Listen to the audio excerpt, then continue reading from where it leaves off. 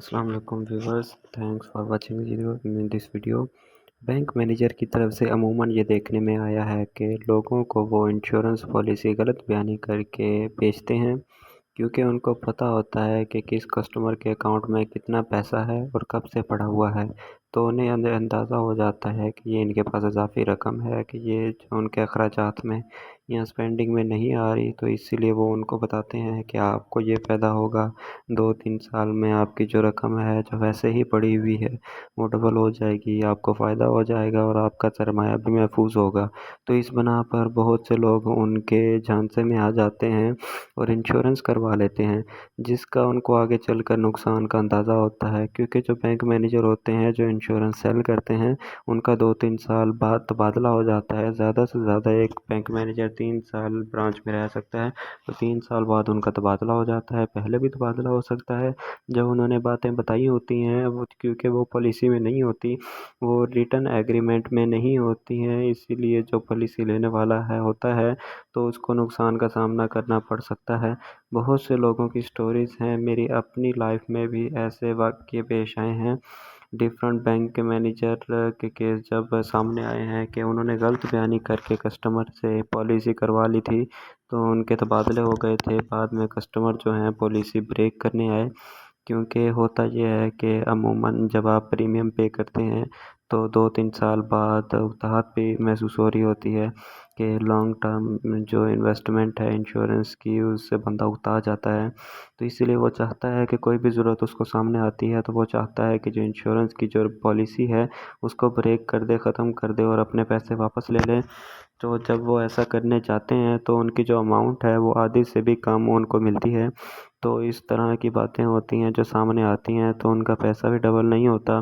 تو اس طرح کی شکایات کے سلسلے میں بہت سے لوگ خاموش ہو جاتے ہیں، ان کو پتہ نہیں ہوتا کہ آگے کیا کریں۔ تو دوسرا یہ ہے کہ اگر آپ انشورنس پالیسی ڈبل ٹائپ کی ہوتی ہے، ایک تو لائف انشورنس پالیسی ہوتی ہے جو کہ کنونشن پالیسی کنسیڈر کری جاتی ہے، جو کہ انشورنس کروا رہا ہے اس کی ڈیتھ ہو جاتی ہے تو ان کی فیملی کو ایک ہیلتھی اماؤنٹ ملتی ہے، ہیلتھ انشورنس ملتی ہے، جہاں کوئی ایکسیڈنٹ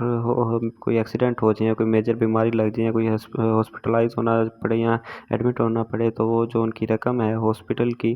تو وہ انشورنس کمپنی ادا کرتی ہے۔ اسی طرح ایجوکیشنل انشورنس بھی ہوتی ہے کہ جو آپ اپنے بچے کے نام کی انشورنس کرواتے ہیں کہ وہ جب اپنی یونیورسٹی کی تعلیم تک پہنچے گا یا کالج کی تعلیم تک پہنچے گا تو انشورنس کمپنی ساری اماؤنٹ جو ہے اس کی ایجوکیشنل فی ہوتی ہے وہ کمپنی پے کرتی ہے۔ جو اس کی بھی ڈفرینٹ ٹائپ کی انشورنس پالیسیز ہوتی ہیں۔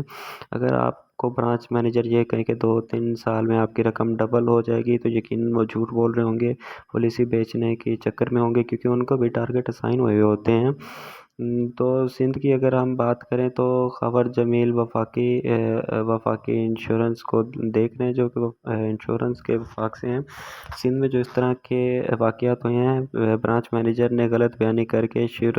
سندھ کی ہیلتھ انشورنس پالیسی کو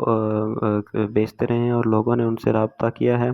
تو متاثرہ لوگوں کی 100% ریکوری کروا دی گئی ہے۔ تو اگر آپ کی بھی کوئی اس طرح کی انشورنس ایشو ہے یا آپ کی کوئی پالیسی آپ کو جو کہا گیا وہ نہیں ہوا، تو آپ وفاقی انشورنس سے رابطہ کر سکتے ہیں، جس کا نمبر آپ کو گوگل پر مل جائے گا، ای میل ایڈریس بھی مل جائے گا اور آپ کو نمبر بھی مل جائے گا، ان سے آپ اپنی شکایات بیان کر سکتے ہیں۔ تو خبر جمیل صاحب نے یہ بھی بتایا ہے کہ پہلے یہ ہوتا تھا کہ لوگ اپیل میں چلے جاتے تھے، پھر یہ کیس لمبا ہو جاتا تھا، اب یہ ہے کہ وفاق کی طرف سے دونوں فریقین کو سامنے بٹھا کر مسئلہ حل کروایا جاتا ہے، اور جس نے بھی پالیسی لی ہوتی ہے اس کو ریلیف پرووائڈ کر دیا جاتا ہے، جو کہ وہی متاثر شخصیت ہوتی ہے جس نے پریمیم بھرا ہوا ہوتا ہے، پیسے دیے ہوتے ہیں اور غلط بیانی اس سے کی گئی ہوتی ہے، جس کی بنا پر ان کے پیسے ضائع ہو جاتے ہیں۔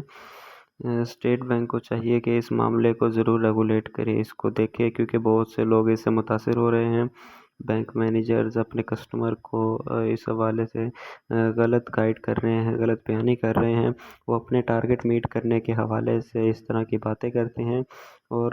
جب کسٹمر ٹریپ ہو جاتا ہے اور ان کا ٹرانسفر ہو جاتا ہے، نئے آنے والے بندے کو اس پالیسی کی ٹرم اینڈ کنڈیشن کا پتہ نہیں ہوتا، جو کہ پچھلے مینیجر نے سیٹ کی ہوتی ہیں، اور نہ ہی وہ ریٹرن فارم میں ہوتی ہیں، کیونکہ ادائیگی تو کمپنیز نے کرنی ہوتی ہیں۔ تو وہاں سے جب ادائیگیاں نہیں ہوتی تو کسٹمر پھر پریشان ہو جاتے ہیں۔ تو اسی لیے تو آپ ایک ٹرم اینڈ کنڈیشن کا پیج خود آپ پڑھ لیا کریں، تاکہ آپ کو تمام چیزیں واضح ہو جائیں گی۔ تو اگر آپ نے پالیسیز لینی بھی ہے، امید ہے کہ آپ کو یہ ویڈیو پسند آئی ہوگی۔ ملتے ہیں نیکسٹ ویڈیو میں۔ اللہ حافظ۔